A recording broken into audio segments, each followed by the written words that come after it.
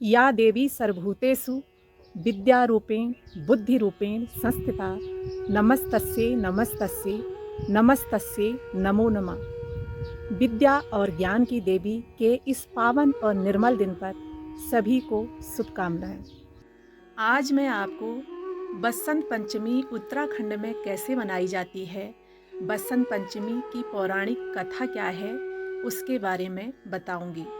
उत्तराखंड में बसंत पंचमी के दिन सबसे पहले गाय के गोबर से घर की लिपाई होती है। स्नान करके पीले वस्त्र पहने जाते हैं। माँ सरस्वती को पीले मीठे चावल चढ़ाए जाते हैं और पीले सरसों के फूल भी चढ़ाए जाते हैं। उनकी पूजा करके मंदिर में जौ चढ़ाए जाते हैं, जो कि नई फसल होती है, और उसके बाद जौ पर तिलक और गाय के गोबर के साथ उसको घर के दरवाज़ों पर लगाया जाता है। और इस खुशी के मौके पर यहाँ की महिलाएं, जो कि यहाँ का लोक नृत्य है, लोक गायन है, झोड़ा लगाते हैं।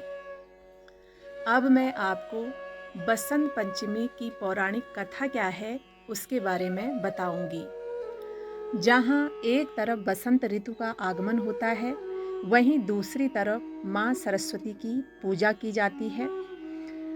माँ सरस्वती की पूजा माघ मास के पंचमी को की जाती है, क्योंकि इसके पीछे की एक पौराणिक कथा यह है कि जब विष्णु जी की आज्ञा से ब्रह्मा जी ने संसार की उत्पत्ति तो कर दी थी, लेकिन उन्होंने देखा कि सब संसार में मौन, शांत और दुखी दिखाई दे रहे हैं।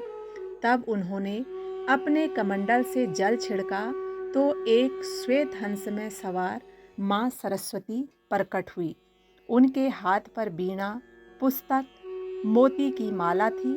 ब्रह्मा जी के आज्ञानुसार माँ सरस्वती ने वीणा बजाकर पूरे संसार के सभी जीवों को वाणी प्रदान की थी।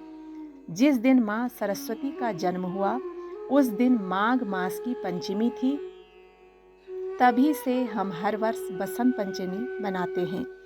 बसंत पंचमी को माँ सरस्वती को पीले मीठे चावल का भोग लगाया जाता है, पीले वस्त्र पहने जाते हैं और माँ सरस्वती को पीले फूल भी चढ़ाए जाते हैं।